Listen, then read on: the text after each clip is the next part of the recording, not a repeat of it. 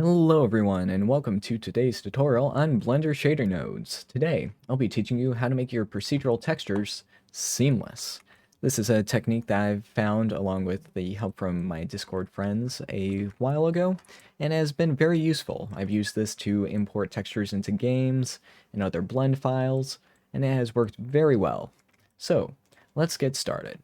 First, what we want to do is move our UV map over a little bit. We'll need that space later, and set our noise texture from 3D to 4D. We need 4 dimensions of noise textures to make this loop. Now, one thing to note, if you are in Eevee, I'm in cycles right now. In Eevee, 4D noise textures are extremely slow. So I recommend doing this in cycles if your computer can handle it. It's not that bad because, well, this is basically an emission texture and doesn't really need any samples to calculate the lighting. But yeah, let's get started with the UV map.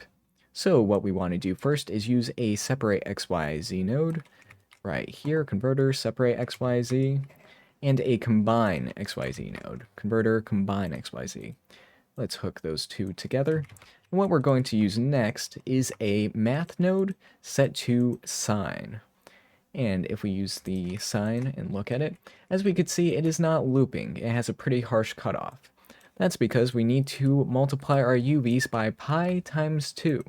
So if we use a vector math node, set it to scale, we could see that if we put in pi times 2, we could see that this is now looping.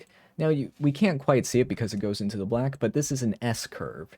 So it goes up and then down into the negatives. You can't see the negative because, well, our monitors can't display negative values, but it's there.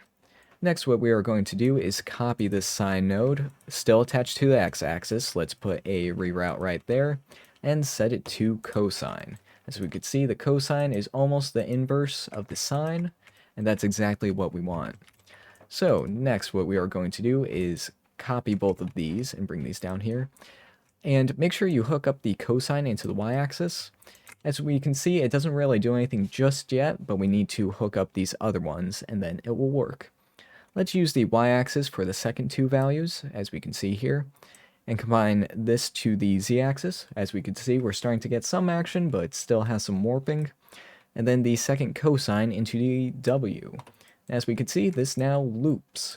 So remember, sine, cosine on the x, sine, cosine on the y, and those goes to the x, y, z, and w.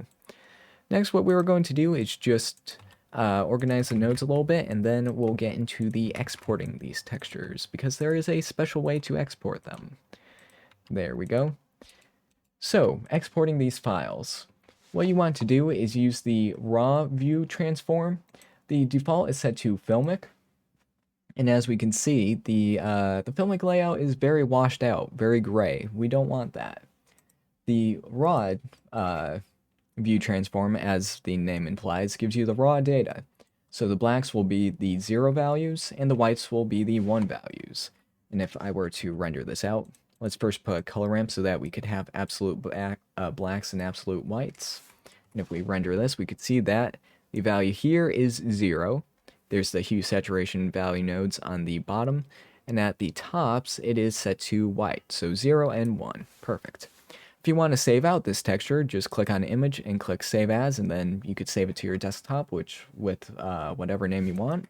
And another thing to note is that you could use this for bump maps. So just hook in your texture to a bump node, click on that, and as we could see, we have this bump map. So if we render that out, the data should be transferred over perfectly, and then you could save this. I find that baking out bump nodes for textures is extremely useful because, especially in Eevee, noise textures and bump maps are extremely slow because it's calculating the noise node about 3 times. So yeah, that is basically the entire tutorial. I hope you enjoyed, and if you want to see more content like this, please let me know in the comments down below. And yeah. Oh, also make sure you organize all your nodes with frames and such, because it makes it much easier and more, I don't know, comprehensible later on. But yeah, make sure to like, subscribe, check out my Gumroad account. There's a lot of free and paid stuff on there, useful for beginners and intermediates alike. And I will see you in the next tutorial.